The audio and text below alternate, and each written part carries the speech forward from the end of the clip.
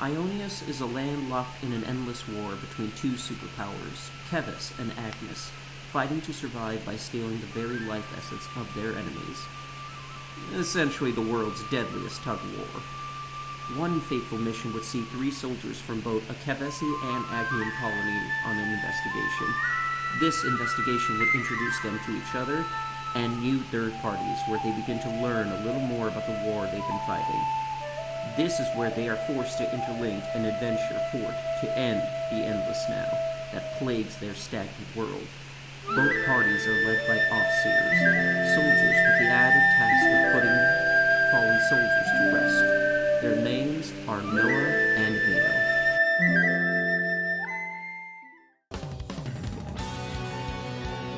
I don't think it's a stretch to imagine that Xenoblade 3 will be featured in the next Smash. It's less of an if and more of a when, especially after the positive reception to not only Shulk and Pyra, but Xenoblade 3 itself. But I find the biggest problem is who and how. Noah is naturally the protagonist, but he's just another guy with a big red sword. Others suggest that he should work as a tag team with Mio, as her ring blades bring some needed weapon diversity. But a tag team character is basically what we got with Pyra and Mithra. I have an idea, one that rectifies a problem I had with the previous Xenoblade newcomers. I wanted Xenoblade 2 to have a battle couple. Yes, I know that was a technical limitation, shut up! How will we do that here? Let's see. Also, all the footage is post-game, so potential spoilers for the whole Xenoblade trilogy. But something tells me that most of you already know what they are. So, how would Noah and Mio fight?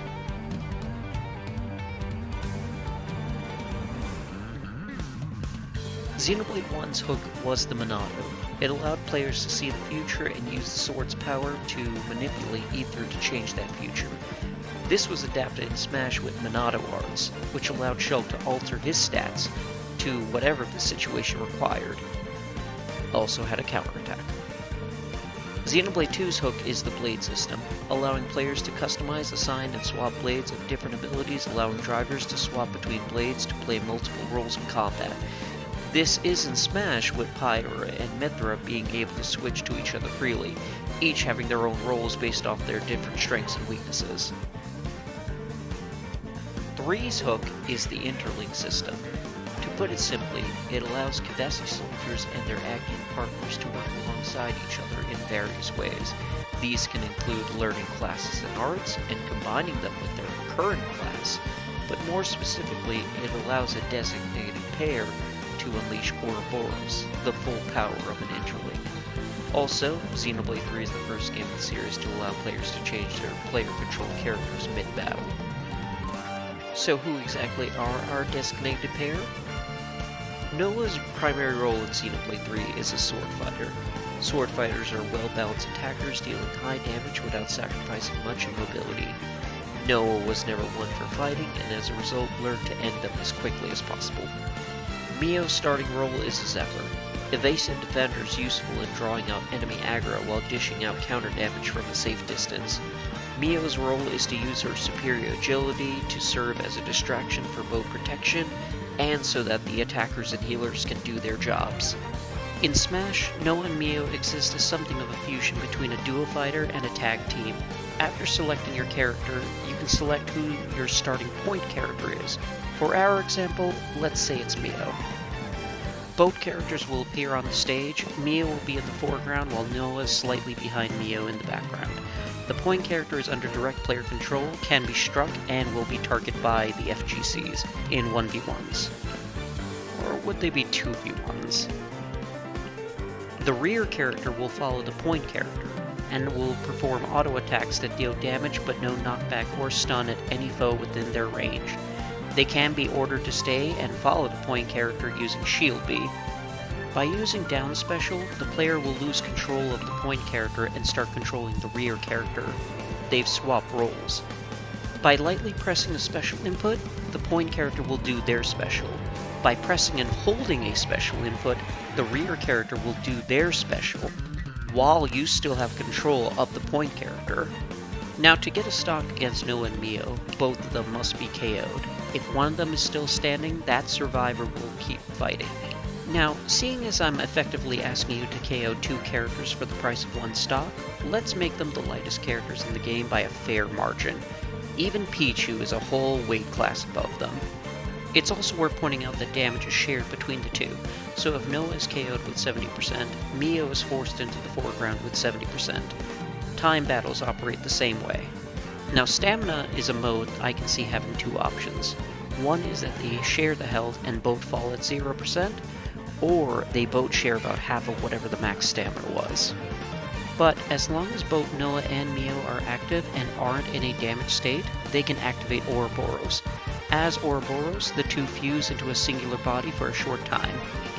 While they won't receive damage, they can be stunned, which wastes time on their timer. They can activate Ouroboros only once per stock, and the timer of the Ouroboros lasts longer the more damaged they are.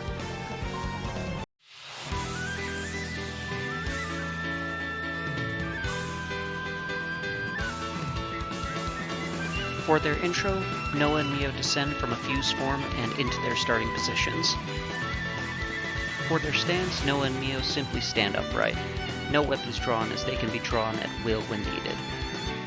Their overall movements, such as their walk, jumps, and run, can be adapted from Xenoblade 3. Neutral attack consists of 2 punches followed by an attack with their blades, a simple slash for Noah, and a flurry of strikes for Mio. Forward tilt has Noah performing a spinning sword strike, while Mio spins and attacks with 2 swings.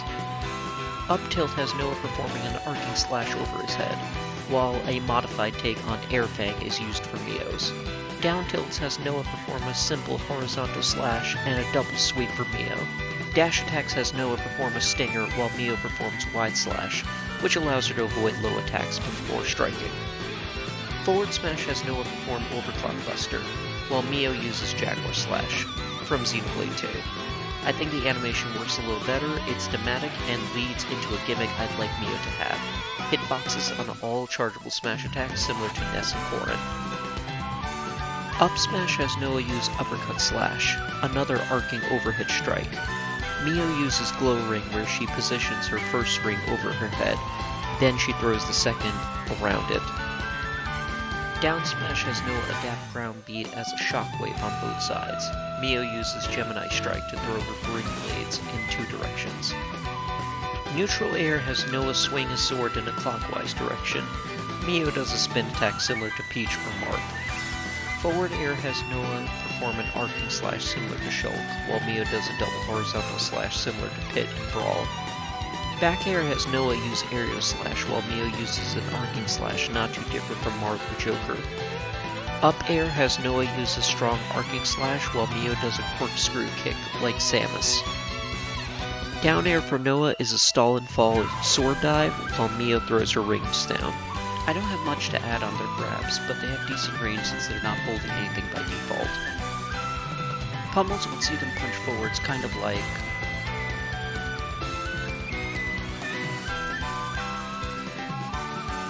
Oh yeah, that. Forward throw would have them do a flying kick. Back would have them move an enemy behind them before slugging them. Up would have them do an uppercut. Down would have them use both hands to slam the opponent down.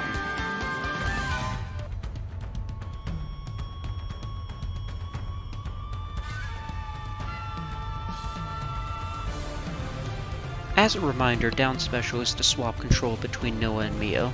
You can also shield and B to command the rear character to stay put or follow normally. And if you press and hold down B, Noah and Mio will merge into an Ouroboros. Their time in this state is determined by their current percentage. The higher the percentage, the longer the form lasts. While in this state, they can swap to the other's form while getting hit will speed up the overheating process, which causes them to break their fusion. As in Ouroboros, Noah and Mio have the same moveset, but while they're in this enhanced state, they deal more damage, and they don't take damage. This is to say they can't be hit, nor does it mean they can't be phased. As a note, Ouroboros is also the basis of 2 of both Noah and Mio specials, which is why I wanted to start with this. Noah's side special is Unison Strike. Noah uses a reverse grip of his sword, takes a step forward with a spinning slash. It deals extra damage if he lands the attack on an opponent's back. It deals overall less damage and knockback compared to Shulk's backslash. Mio's side special is Dual Fang. Mio throws both of her rings forward, the two revolve around each other creating a large buzzsaw. The buzzsaw works not only to lock opponents down, but it can also block certain projectiles. It doesn't travel particularly far. Noah's up special is Rolling Smash. Noah leaps into the air and performs a falling slash. This falling slash can spike. Mio's up special is Jaguar Slash, the Xenoblade 3 version. Mio does a flip kick and then pounces and slashes through any direction for a short distance. I'd like to remind everyone that if you lightly press a special input, the point character will perform that special. But if you press and hold the input, the rear character will assist the point character by using their special. This doesn't apply for the neutral special. You're about to see why. Noah's is Infinity Blade. Noah uses Ido to draw Lucky 7 from his Veiled Sword for a powerful slash. Noah can hold the B button down to further power the strike. At maximum power, it becomes Tachyon Slash, a judgment cut that deals an extreme amount of damage, knockback, and pressure through multiple slashes. Mio's is Dominion Flower. Mio sends her ring blades to revolve around her. It can be charged, and when released, it travels even farther. The move comes out relatively quickly and is great for crowd control. Both are talent arts that are exclusive to Noah and Mio respectively. Kirby can get individual hats for both, meaning that one gives him a ponytail and the other cat ears. Do with that information what you will. I hope you're starting to see some of the greater potential these two have, using Mio to move in and out to annoy your opponents and then have Noah sneak a back attack for major damage, or using Noah to initiate a block string, use Mio's side special to lock them in, then use Infinity Blade for an unblockable. Or, in a group fight, use one to control one side of the stage while the other manages the other side. So before we wrap things up, let me cover everything that didn't really have a place. Noah's idol has him flexing and stretching his arms and fingers. Mio's ideal has her perking her ears and looking around. Noah's first taunt has him fixing his hair while Mio writes in her journal. The second taunt see them summoning their blades for a flourish before uttering a battle cry. And as is tradition of Xenoblade characters, their last taunt is reserved as a reference to the memes. Maybe Mio goes, Hear that, Noah? while Noah asks Mio if she would like some. Water! Alts can go one of two ways: full-on costume swaps of different classes and their military uniforms, so long as their costumes don't alter the model too badly. So sadly no Monica costume. Otherwise simple recolor should suffice. I have something special in mind for their victories. The first has Noah play the Kevesi Offseer tune. The second has Mio play the Agnian Offseer tune. The final one has them playing together. Noah, Mio, or both will play their flute to send off their defeated opponents as motes rise around them. As a result, they are the first characters to have multiple victory themes. For their final smash, both Noah and Mio use chain orders. Both initiate the attack, which leads to a brief cutscene where they fuse and unleash a powerful combination attack. If possible, I'd like them to avoid using just a cutscene. Ultimate got a little too abundant with those, and some of the novelty is starting to get lost. But Kazuya and Aegis struck a nice balance. Noah's Limits Unbound has less range but greater damage potential, while Mio's Death of 1000 Cuts has greater range but less damage potential. I almost considered giving them 2 more final smashes in the event that one of them was KO'd, but I figured 2 was good enough. That is how Noah and Mio could fight together in Smash. A duo of opposing backgrounds and skill sets who complete each other or die together. I'm sure these two will be considered for the next Smash game. Let's just hope that the hardware is strong enough to support them next time.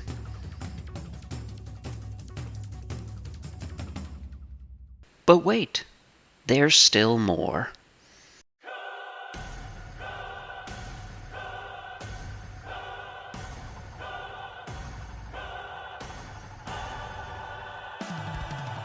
Okay, so picture this. You're on a fairly big environment. The Mekana sword and the dead Uriah are in the background. Every so often, a colony from both Kevis and Agnes will roll up on either side of the map. They send out their soldiers to engage in skirmishes with each other, which you can choose to ignore. After a while, they will leave to fight another day. However, the enemy of my enemy is my friend. If you choose to help a colony, the soldiers of the surviving battle will spend their remaining time fighting alongside you.